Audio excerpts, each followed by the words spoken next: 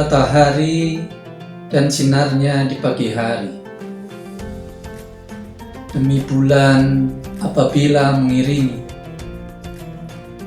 demi siang apabila menampakkan diri, demi malam apabila ia menutupi, demi langit dan seluruh binaannya, demi bumi dan semua yang ada di permukaannya, demi jiwa dan penyempurnaannya. Allah mengilhamkan sukma kebaikan dan keburukan. Beruntunglah siapa yang menyucikannya, merugilah siapa yang mengotorinya. Assalamualaikum warahmatullahi wabarakatuh. Bersyukur kepada Allah dengan ucapan Alhamdulillah. Bersolawat kepada Rasulullah dengan ucapan Allahumma sholli ala Sayyidina Muhammad wa ala ali Sayyidina Muhammad. Pendengar kajian Ramadan inspiratif dan menyenangkan MI Ma'arif Satu Gesing yang saya hormati, marilah kita berikhtiar dengan ikhlas untuk terus meningkatkan mutu dari puasa kita. Karena masing-masing ibadah itu baik, tapi kualitas ibadah yang dilakukan oleh seseorang dengan orang lain itu tidak sama. Semua ibadah, tidak hanya puasa, tapi juga sholat. Sholat misalnya, disebutkan sholat yang standar adalah sholat yang bisa mencegah fahsya dan mungkar, bisa mencegah perbuatan keji yang disebabkan karena nafsu syahwatiyah dan mungkar. Munkar adalah semua perbuatan yang merusak. Jadi, sholat yang 5 waktu itu bisa mencegah, tidak menghilangkan.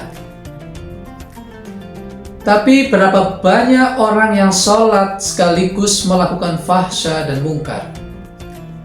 Mohon maaf, sholatnya tetap, menipu juga tetap. Artinya daya tahan dari sholat itu tidak sama satu dan lain orang.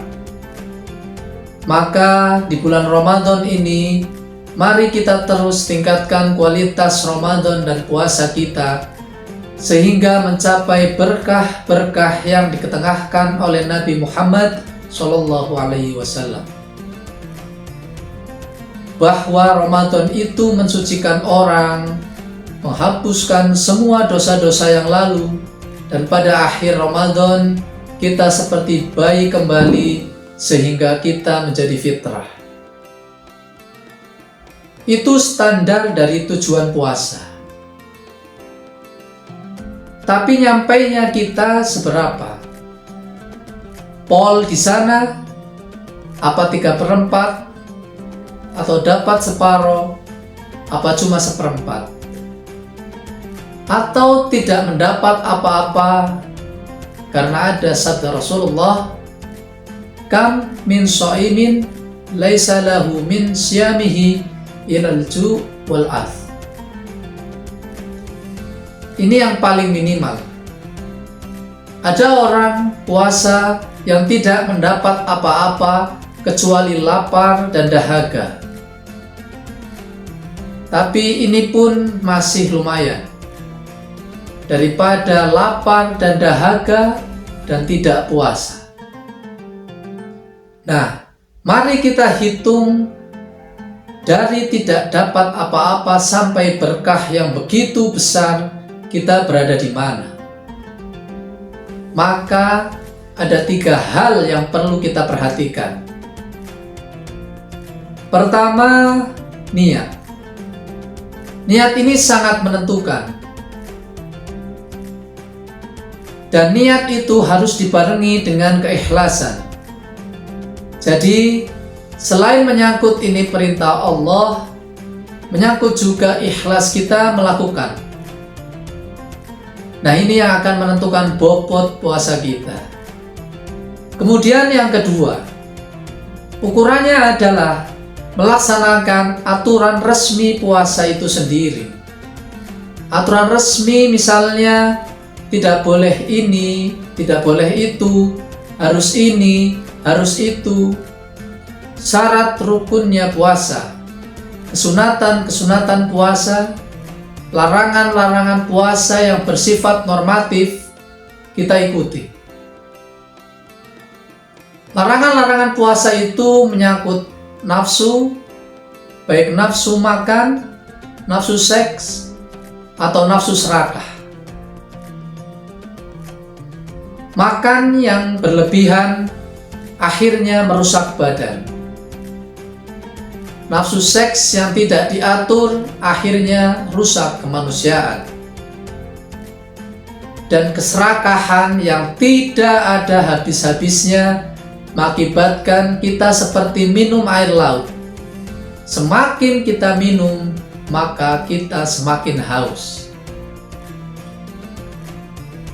Ketiga adalah kita berusaha memelihara tingkah laku kita. Ingat, puasa itu ada 3 tingkatan. Minimal dia tidak makan minum asal sah.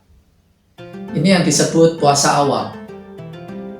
Kedua, selain sah, dia juga mengendalikan panca inderanya, omongannya, telinganya, matanya. Ini yang disebut puasa khusus. Lalu ada yang lebih tinggi dari itu, yaitu orang puasa yang mampu mempuasakan pikiran dan hatinya. Ini yang disebut dengan puasa yang sangat khusus. Kita tidak perlu memaksakan diri untuk bisa masuk kategori puasa yang sangat khusus. Tapi bergeraklah sesuai dengan kemampuan kita, maka insya Allah akan sampai dengan sendirinya. Bi'idznillah, sesuai dengan izin Allah Subhanahu wa ta'ala. La ilaha illa anta subhanaka inni kuntu minadh dhalimin. Sekian, wassalamualaikum warahmatullahi wabarakatuh.